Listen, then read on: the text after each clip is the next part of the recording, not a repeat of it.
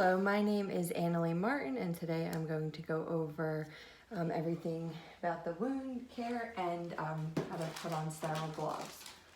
So, of course, first you are going to want to perform hand hygiene and make sure that your work surf area is clean. And make sure that it's clean, and then you're going to lay this down, open it up, put this away from you, and then you'll open up the insides. And then you have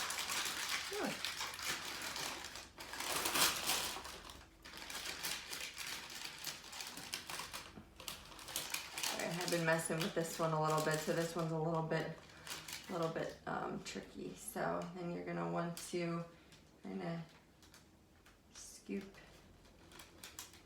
your hand in.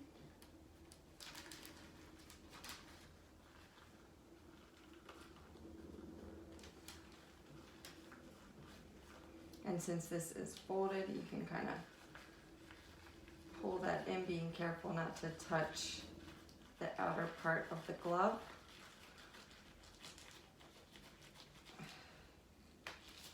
And then with your sterile hand, you can scoop this up on the inside and slip your hand in there.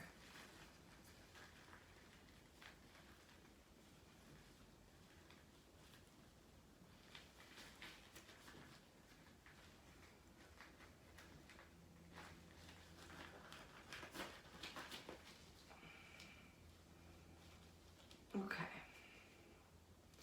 And now, when it comes to wound care, of course, first you're going to want to make sure that you use the aseptic technique, especially if the wound is opened or it's not well approximated. In that case, you would want to use your sterile technique.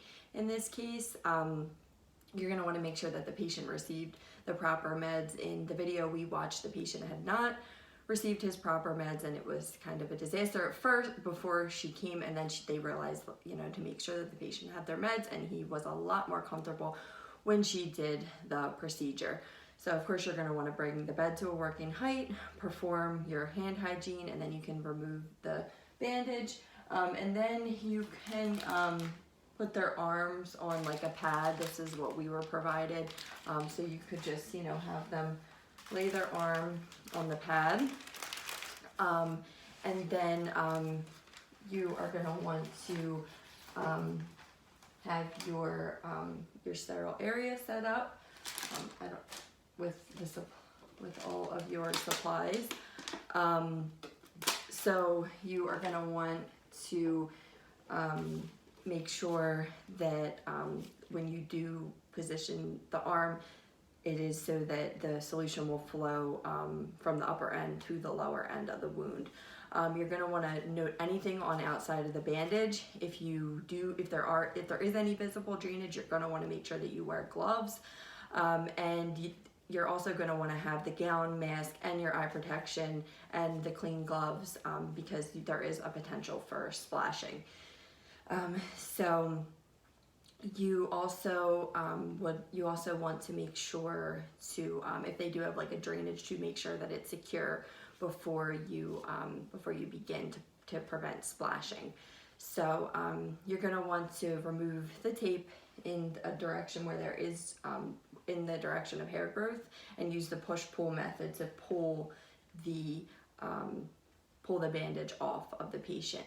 So you are going to want to, if there is any drainage on the dressing, in the video she circled it, and she also assessed for the coca, the color, odor, and you're going to want to dispose of that according to hospital policy. So you're going to want to assess the wound's appearance, the condition of the surrounding tissue.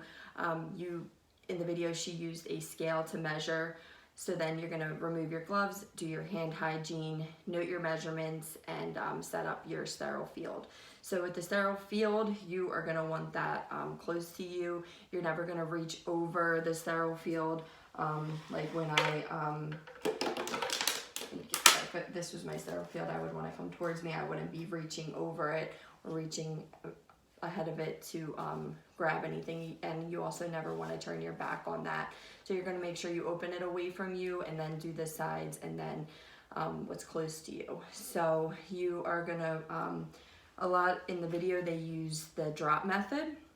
So if this would be in sterile packaging, and they opened it so that it dropped right onto the sterile field. So you're also going to want to drop your catheter that way, and you're going to want to drop your cotton swab that way. So you're not going to be opening it and pulling it out. You're going to want it to drop right onto that sterile field. So you're also going to want to have your medication on the tray. You can squeeze that onto the tray so that it's easy to get. You're going to uncap your saline, and then you're going to do the sterile gloves again. And then you are going to make sure you have the tray on the field. And then you're going to remove everything that is in the basin. So that's like the gauze, the tape, the syringe, and then you will attach the top of the syringe using the swoop method. So with that you kind of just have the top, and then you swoop the top of it on, swoop the cap of it on without touching the bottom of it. So you're going to use the swoop method for that. And then you are going to apply the medicine to the swab, and that's going to be on the tray. And if you have any, you're going to also have your solution.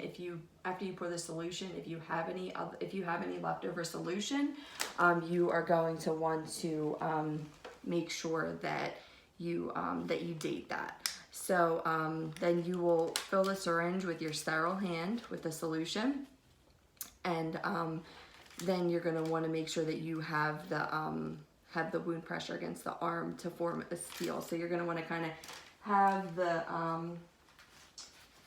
the basin like pressure, like right up against the arm to form the seal, so that everything doesn't spill on the patient. And then you will inject the cleaning solution, and you're going to want to keep that 1 inch above the arm.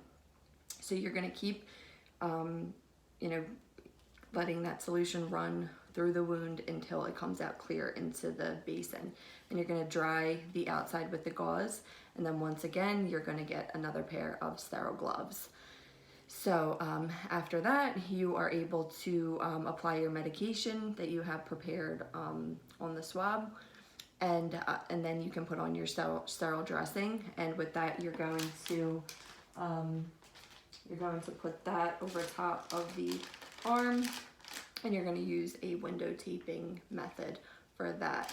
And also, one thing I forgot, when it comes to the sterile field, the border is considered not to be sterile, so you definitely want to keep that in mind when you're